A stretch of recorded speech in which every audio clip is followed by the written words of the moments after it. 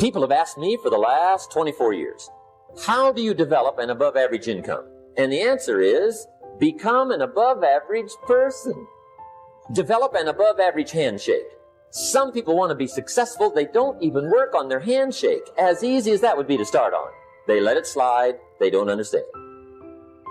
Develop an above average smile. Develop an above average excitement. Develop an above average interest in other people. Develop an above average intensity to win. See, that'll change everything. Probably one of the most frustrating experiences in life is looking for an above average job with above average pay without becoming an above average person. First lesson of economics. We primarily get paid for value. That's lesson one. Bringing value to the marketplace, that's how you get paid. You don't get paid for the time. I know it takes time to bring value to the marketplace, but you get paid for the value, not the time. Now, since that's true, here's one of the key questions of the evening. Is it possible to become twice as valuable at the marketplace and make twice as much money in the same time? Could you become 3 times as valuable? Make 3 times as much money in the same time? Is that possible? The answer is yes. Well, then how do you get more money? Simple answer. Somebody says, well, I'll go on strike for more. Well, here's a major problem with that. You can't get rich by demand.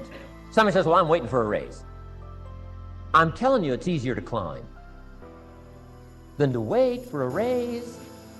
Why not just become more valuable rather than wait? I'm telling you, that's the key to all good things. Becoming more valuable. Why would we pay somebody $400 an hour?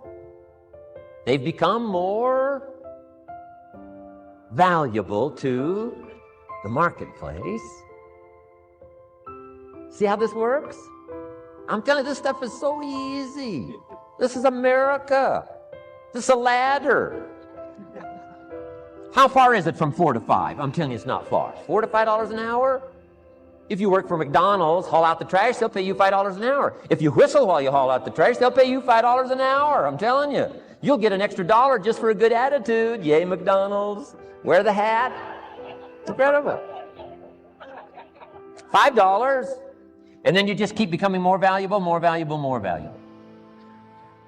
I got a telephone call 5 years ago. Company said, we're ready to expand internationally. We need some help. I was sort of semi-retired. Right? Looking for the next exotic beach. They said, no, Mr. Rohn, we got a project for you. Right? Going to expand internationally. We could use your help. Next little while, we'll add some millions to your fortune, make it worth your while. I said, okay. I thought later, isn't that interesting that they called me? My second thought was, of course they'd call me. Who else would they call? I mean, you know, I can get the job done. Now, how come I got a telephone call worth millions? I had become valuable. Now, I'm a farm boy from Idaho. I was raised in obscurity. 1 year of college, and I thought I was thoroughly educated. Made all kinds of mistakes galore. At age 25, the creditors are calling me saying, hey, you told us the check was in the mail. I got pennies in my pocket. I got nothing in the bank. I'm behind on my promises. How come I get a telephone call 5 years ago and it's worth millions? I changed. I turned my life around. Is it possible to become worth millions? Speaking economically, now there's a lot of values to become, but let's just talk economics. Is it possible to become that valuable? And the answer is, of course, of course. Now let me give you the secret. Show said, here's the secret, Mr. Rohn. Learn to work harder on yourself than you do on your job. Once I got that, it turned my life around. Learn to work harder on yourself than you do on your job. Results. Every once in a while, you got to take a measure. See how you're doing with these 3 pieces: philosophy, attitude, activity. Now we take a measure called results. What is the results at the end of the day, the results at the end of the week? You can't let too much time go by without checking. When time goes by, 6 years I'd been out there working when I met my teacher, Mr. Schoaf. Schoaf said, well, Mr. Rohn, let's just go through a little summary here. He said, in the last 6 years, how much money have you saved and invested? Let's go through a little tab list here. How much money have you saved and invested the last 6 years? I said, what? 0. He said, you have messed up. He said, who sold you on that plan? I thought, my gosh, the man's right. I'm a nice guy. I bought the wrong plan. What if you were 50 and broke? Right? Didn't need to change countries. Bought the wrong plan. What a sad scenario that would be. But Schoaf said these questions. Let's go through some results. He said, how many books have you read in the last 90 days? 0. Wisdom of the world available? Change your life, change your future? Wisdom of the world available? Develop any skill you want? Earn the kind of income you want? Have all the treasures you want, equities you want, relationship with your family that you want, everything that you want available, and the wisdom of the world to help you get it? Haven't read any books in the last 90 days. My teacher said, Mr. Rohn, you have messed up. Schoaf said, Mr. Rohn, in the last 6 months, how many classes have you taken to improve your skills or to develop new skills? Go for the American dream. Become rich and powerful and sophisticated and healthy and influential. How many classes have you taken in the last 6 months? I said, how many? 0. He said, you have messed up. He said, you don't need to unmess the country. You don't need to straighten out the perplexed. You don't need to straighten out any of this stuff. All you've got to do is look within and let results teach you a great deal about your own activity, your own attitude, and your own philosophy. I went through that process. Take this phrase home. Results is the name of the game. What other game is there? Here's all life asks us to do. Make measurable progress in reasonable time. Just take home that little phrase. Good phrase. We're asked in life simply to make measurable progress in reasonable time. We demand it of our children. How many years do you want your child to spend in 4th grade? Approximately. About 1. If it looks like they're not going to make it, we pour on the pressure, called legitimate pressure, lack of results. Peer pressure, family pressure, school pressure, community pressure. Every other kind of pressure we can bring to bear what? You can't stay more than 1 year in 4th grade. As parents, you'd have to leave the community. You say, well, what if they're nice kids? Wouldn't you give them 3 or 4 years? And the answer is no. You got to make better progress than that. So you got to check fairly often. Some things you got to check every day. Some things you got to check at least by the end of the week. Salesman joins this little sales company. He's supposed to make 10 calls first week. Wouldn't it be legitimate to call him in on Friday and say, John, what? How many calls? I mean, this stuff is simple. John says, well. Say, John, well won't fit in this little box here. Well. Now John starts with a story. You say, John, I made this little box so small so a story won't fit. I don't need a story. I need what? A number. A number. What will a number tell me? Everything. John's supposed to make 10 calls. What if he made 20? You say, wow. Wow. We got somebody. What if he only made 1 call? Whoa. Will that tell us something about John's philosophy? And the answer is yes. Will it tell us something about his attitude? Of course. Will it tell us something about his disciplines? Of course. And if he wants a lesson in life change, all he has to do is be willing to face the numbers and come up with the results that will teach you to either celebrate if you got good results or fix whatever needs to be fixed in your philosophy, attitude, activity called disciplines. You don't need to go anywhere else. I do believe in affirmations. They are valuable as long as you affirm the truth. Because it says in ancient scripts, the truth, what? Will set you free. Free to do what? Amend your errors and pick up new disciplines. That's what the truth is for, to help us amend our errors and pick up the disciplines for life change. That's what the truth is for. So I do believe in affirming the truth. If you're broke, best thing to affirm is, I am broke. You put that up on the refrigerator where you can see it every day. I mean, that's how you do that. Now, if you need a little additional affirmation, you just put up there, I'm 40 and broke. I mean, you know, that ought to do it. And if you need just a little more, put up there, I live in America and I'm 40 and broke. That's enough to turn your life around. It says, hey, something is wrong. Somewhere I have messed up. And I'm telling you, if you'll start with that, it's called the process of life change, and it doesn't matter how small the process is to start. One discipline starts it, and then one discipline feeds another, and the first thing you know, you've got this whole cycle in an upward positive motion. And it's called life change. It's called income change. It's called health change. Relationship with your family change. Equities unprecedented that you can have in numbers that will stagger the imagination if you do not curse what's available and start amending what's possible to get the results that you want. I don't think I can put it in any better language. Then Mr. Schoaf gave me problem. One of the most important clues among so many things he taught me, but this was in those early days. Mr. Schoaf was very kind, but he was also very abrupt. And he had these interesting questions to ask. I'm giving him a little rundown one day on how things hadn't worked out for me. He said, Mr. Rohn, I've got the answer for you if you will listen carefully. And listen carefully I did that day and for the next 5 years. If somebody's wealthy and happy, you've got to listen. He said, Jim, I've only known you a short time. But he said, it's already my honest opinion that for things to change for you, you've got to change. That wasn't quite the answer I was looking for. But that's the answer he gave me, and I pass it along to you on this warm summer evening in Anaheim, California, 1981. For things to change for you, you've got to change. Otherwise, it isn't going to change. Before I met Mr. Schoaf, I used to say, I sure hope things will change. Right? That seemed to be my only hope. If it isn't going to change, I'm in serious trouble. And then I discovered it isn't going to change, so I'm in serious trouble. See, I used to blame everything outside. And then let me give you a little philosophy that helped turn my life around. For your notes, here it is. It's not what happens that determines the quality or the quantity of your life.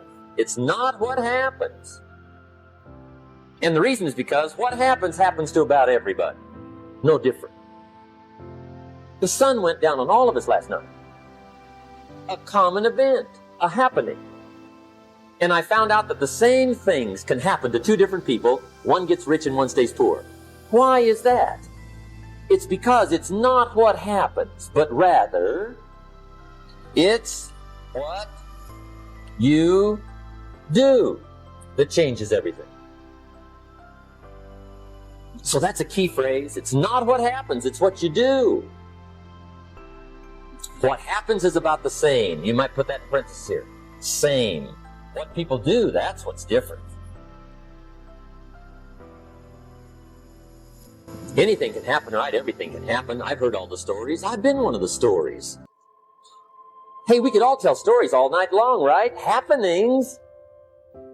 Anything can happen. Have you heard of Murphy's Laws? Anybody here heard of Murphy's Laws? Okay, most of you have. Murph had these laws. One of them was, if anything can go wrong, it will. That's one of Murphy's Laws. He was not one of the great positive speakers of the day. But anyway, it's still true though, right? Anything can go wrong, everything can go wrong. For sure. I've fallen out of the sky so many times. Once to the tune of a couple of million. Devastating. Took me a while to survive that one. Now, it wasn't all that much, but it was all I had. Right? I mean, that's when it's much, right? When it's all you got. If you got 3, 2 go, you got 1 left, you ain't looking that bad. But when it all goes. Has anybody been there when it all went? Anybody? Come on, the rest of you liars. Come on. Hey, we've all been there, right? When it all went. Of course, it used to be a long time ago, right? When you ran out of money, got to 0, you were all through. Heck, now you can whistle right on by 0, right? I mean, they will bury you. That's what they will do.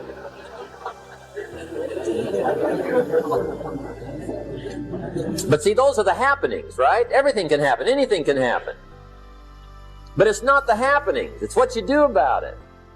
Somebody says, yeah, but you don't understand the disappointments I've had. Come on. Everybody's had their share. Disappointments are not special gifts reserved for the poor. Everybody has them. The difference is what you do about it. It's not the weather. I used to blame the weather, and I discovered it rains on the rich. So see, that won't help. Two men wake up one morning, there's a rainstorm on. One of them looks out his window, sees the rainstorm, and he says, wow, what a storm. With weather like this, they can't expect you to go out and make sales. He stays home. Same morning, the other guy looks out his window, sees the same storm, says, wow, what a storm. But he says, you know what, with weather like this, what a great day to go out and make sales. Most everybody will probably be home. Especially the salesman.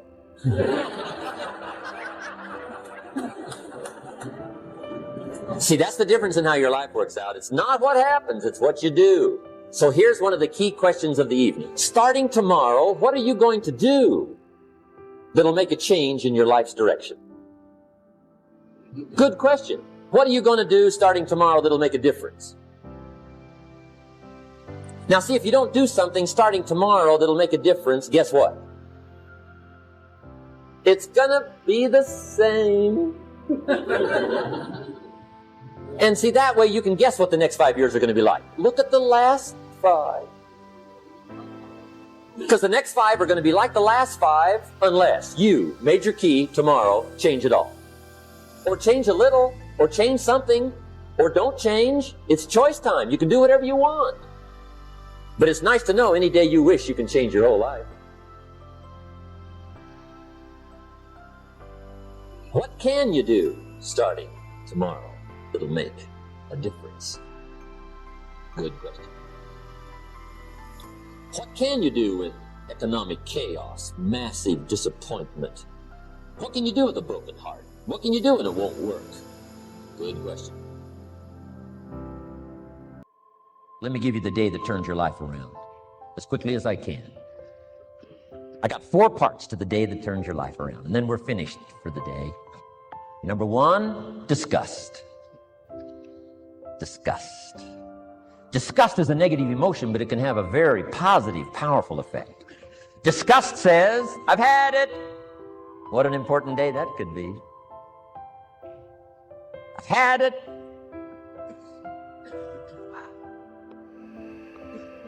I met a beautiful, powerful, accomplished executive lady in New York. Company invited me to come in. This lady was a vice president, extraordinary lady. I got to know her and I found out her story. I said, how did you get here? Big income. And she never went to college, never went to university. I said, how did you get here? Executive, powerful, income. She said, well, let me tell you part of the scenario. She said, when I was a young mother a few years ago, she said, one day I asked my husband for $10. And he said, what for?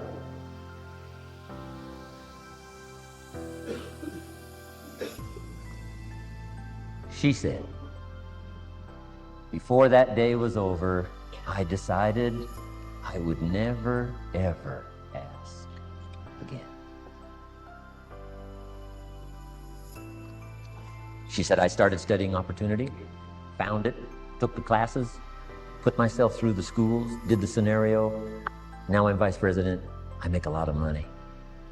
And she said, I kept my promise. I've never, ever had to ask again.